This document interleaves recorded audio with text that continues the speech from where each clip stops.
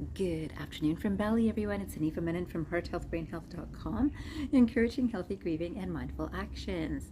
Today, I want to talk a little bit more about grief in the world, and often starting with the individual, moving into families, and then communities and the world.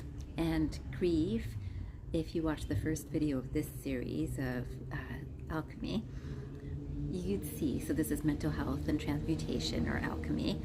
And when we're looking at mental health and grief, such an important idea.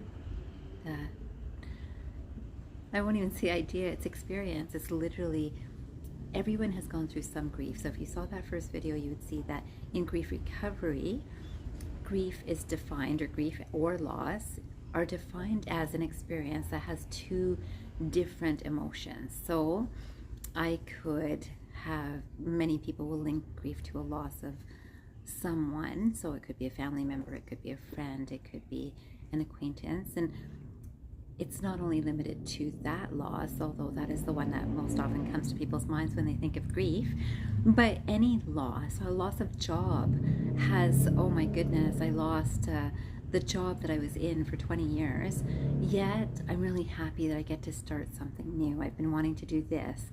So that's the two different emotions. I'm happy about this, or really happy that I got a severance package, whichever way. So some loss and some other emotion. So this could even happen with good experiences. So you can imagine that if someone is getting married, it's such an exciting time, yet they're losing their independence. So there's a bit of a loss of that, oh, you know, I really liked living on my own, but I'm really excited about getting married. So I'm sorry that I won't be living on my own, but I'm really excited that I'll be with someone. I won't feel lonely.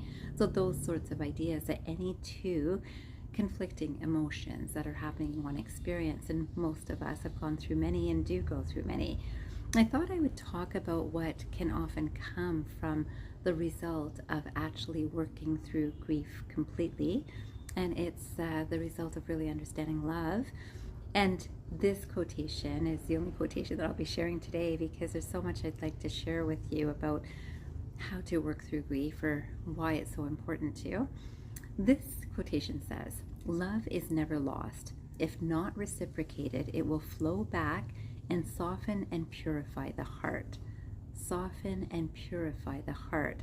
So we can imagine, you know, there's so many traditions that talk about purification processes. So whether people do this from fasting or different sorts of cleansing in terms of bathing, all of this